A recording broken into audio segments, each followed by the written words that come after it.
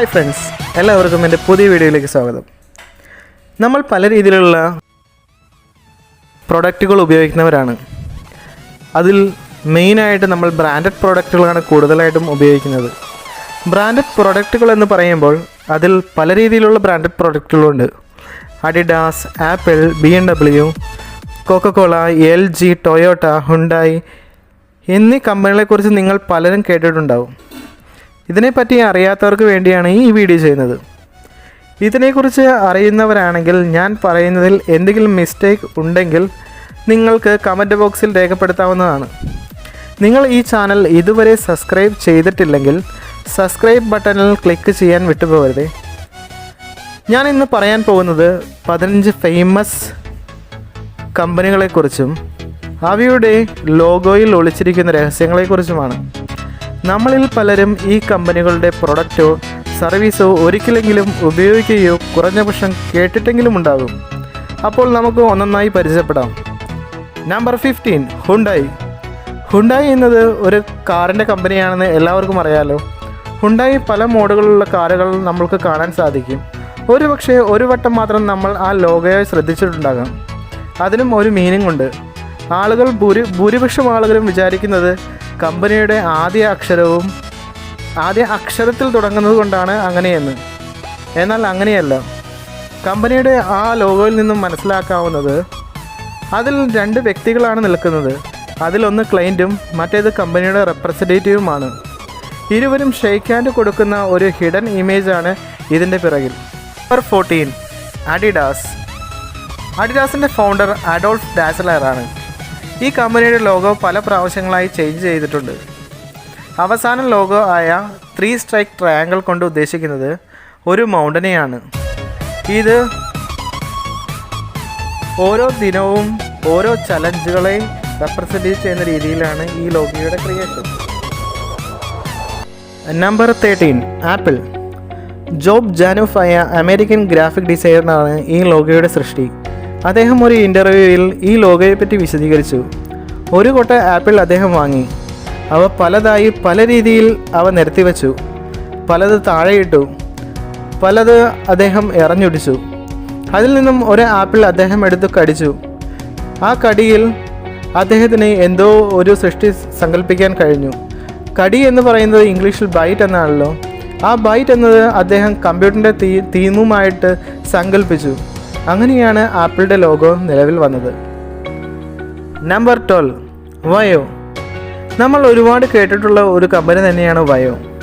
ഈ വയോയുടെ ആദ്യത്തെ 2 ലെറ്റർ ഉദ്ദേശിക്കുന്നത് സിംബോളൈസ് ആൻഡ് അനലോഗ് വൈസ്. അതുപോലെ തന്നെ ലാസ്റ്റ് 2 നമ്പേഴ്സ് 1 and 0. അതെ, അതെന്ന് വെച്ചാൽ സിംബൽസ് ആൻഡ് ഡിജിറ്റൽ സിഗ്നൽ എന്നാണ്. Number 11, Amazon.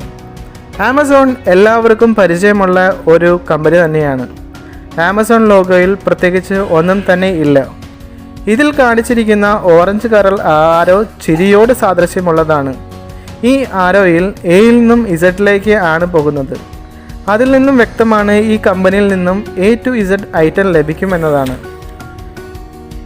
ഇതിൻ്റെ ഹിഡൻ മീനിങ് ഇത് തന്നെയാണ് ഉദ്ദേശിക്കുന്നത്. Number 10, BR. ഇതിൻ്റെ ഷോർട്ട് നെയിമാണ്. ബാസ്കിൻ റോബിൻസൺ എന്ന ഫേമസ് ആയിട്ടുള്ള ഒരു ഐസ്ക്രീം പ്രോഡക്റ്റാണിത്.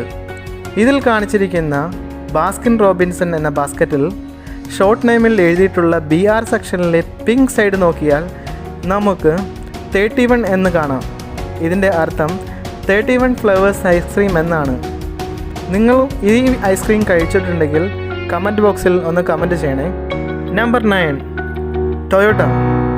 ഇതൊരു ജാപ്പനീസ് കമ്പനിയാണെന്ന് എല്ലാവർക്കും അറിയാമല്ലോ. പല ആളുകളും ഇതിനെ പല രീതിയിൽ വ്യാഖ്യാനിക്കുന്നു.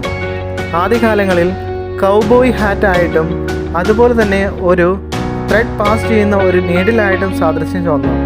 ആദ്യകാലങ്ങളിൽ ഇത് കൗബോയ് ഹാറ്റ് തന്നെയായിട്ടാണ് ആളുകൾ ഉദ്ദേശിച്ചിരുന്നത്. ഈ ലോഗോ സൂക്ഷിച്ച് നോക്കിയാൽ നമുക്ക് കാണാം കമ്പനിയുടെ പേര് തന്നെയാണ് ഈ ലോഗോ. Number 8, continental. നമ്മളെല്ലാവരും കാറുകൾ ഉപയോഗിക്കുന്ന വ്യക്തികളാണല്ലോ. കാറിൻ്റെ ടയറിനെ കുറിച്ച് പറയുകയാണെങ്കിൽ അതിൽ മുൻനിരയിൽ നിൽക്കുന്ന ഒരു കമ്പനി തന്നെയാണ് കോണ്ടിനെൻ്റൽ. കാറുകൾ ഉപയോഗിക്കുമ്പോൾ കോണ്ടിനെൻ്റൽ ടയേഴ്സ് തന്നെ ഉപയോഗിക്കണമെന്ന് പലരും പറയുന്നത് ഞാൻ കേട്ടിട്ടുണ്ട്. ഈ ടയറിൻ്റെ ആദ്യത്തെ 2 അക്ഷരങ്ങൾ ഉദ്ദേശിക്കുന്നത് എവറിത്തിങ് ജീനിയസ് ആൻഡ് സിമ്പിൾ എന്ന് തന്നെയാണ്. Number 7, formula 1. ഫോർമുല 1 റേസിനെ പറ്റി എല്ലാവരും കേട്ടിട്ടുണ്ടാകാം. ചിലരെങ്കിലും വീഡിയോ ഗെയിമിൽ ഈ ഗെയിം കളിച്ചിട്ടുമുണ്ടാകാം. നമുക്ക് അതിൻ്റെ ലോഗോയിൽ കാണാം എഫിൻ്റെയും റെഡ് സ്ട്രൈപ്പിൻ്റെയും ഇടയിൽ പാട്ട് ചെയ്തിരിക്കുന്നത്. അവിടെ നമ്മൾ ഒളിച്ചിരിക്കുന്ന 1 എന്ന ന്യൂമറിക് ലെറ്റർ കാണാവുന്നതാണ്. റെഡ് സ്ട്രൈപ്പ് ഉദ്ദേശിക്കുന്നത് graphic representation of high speed എന്നാണ്. Number 6, Beats. നമ്മളെല്ലാവരും ഹെഡ്സെറ്റുകൾ ഉപയോഗിക്കുന്നവരാണല്ലോ. ഹെഡ്സെറ്റുകൾ പല രീതിയിലുള്ള ഹെഡ്സെറ്റുകൾ നമുക്ക് മാർക്കറ്റിൽ അവൈലബിൾ ആണ്. ബീറ്റ്സിൻ്റെ ഹെഡ്സെറ്റും മാർക്കറ്റിൽ അതുപോലെ തന്നെ അവൈലബിൾ ആണ്. ക്വാളിറ്റിയുടെ കാര്യത്തിൽ നമ്പർ 1 ആണ് ബീറ്റ്സ് എന്ന് എല്ലാവർക്കും അറിയാം. ബീറ്റ്സ് ഒരു ഹെഡ്സെറ്റ് തന്നെയാണ്.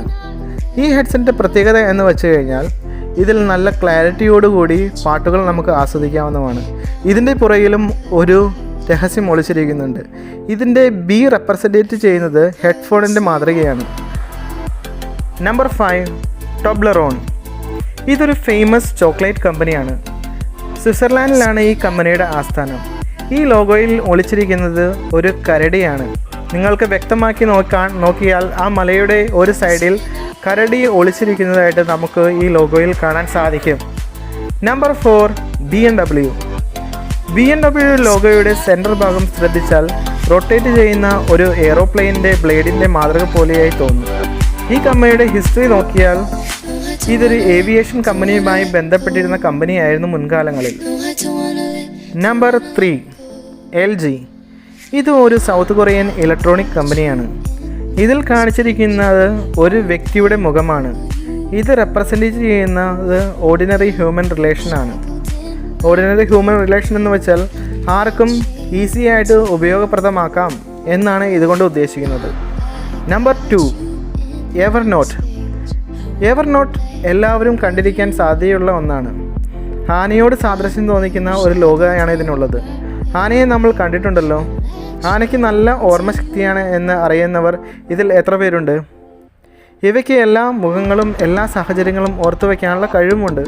അതുകൊണ്ടാണ് എവർനോട്ട് അവരുടെ മുഖത്തോട് സാദൃശ്യമുള്ള ലോഗോ കൊണ്ടുവന്നത്. Number 1, Coca Cola. വളരെ സുലഭമായി ലഭിക്കുന്ന ഒന്നാണ് കൊക്കക്കോള. നമ്മുടെ നാടുകളിൽ വളരെ അധികം ലഭിക്കുന്ന ഒരു സോഫ്റ്റ് ഡ്രിങ്ക്സ് കൂടിയായിരുന്നു കൊക്കക്കോള. ആളുകൾ വിരക്തിയോടുകൂടിയാണ് ഇപ്പോൾ കൊക്കക്കോളയെ കാണുന്നത്. കൊക്കക്കോളയിലും ഒരു രഹസ്യം ഒളിച്ചിരിക്കുന്നുണ്ട്. കൊക്കക്കോളയുടെ 2ാമത്തെ ലെറ്ററിൽ കോള എന്നുള്ളതിൽ ഓയും എല്ലിൻ്റെയും ഇടയിൽ ഒരു ഡാനിഷ് ഫ്ലാഗിനെ കാണാൻ കഴിയുന്നതാണ്. നിങ്ങൾക്ക് ഈ വീഡിയോ ഇഷ്ടമായാൽ ലൈക്ക് ചെയ്യാനും ഫ്രണ്ട്സുകളിലേക്ക് എത്തിക്കാനും ഷെയർ ചെയ്യാനും മറക്കരുത്. ഈ വീഡിയോ എൻജോയ് ചെയ്തെന്ന് വിശ്വസിക്കുന്നു. അടുത്ത വീഡിയോയുമായി എത്തും വരെ സൈനിങ് ഓഫ് നിഷാദ്.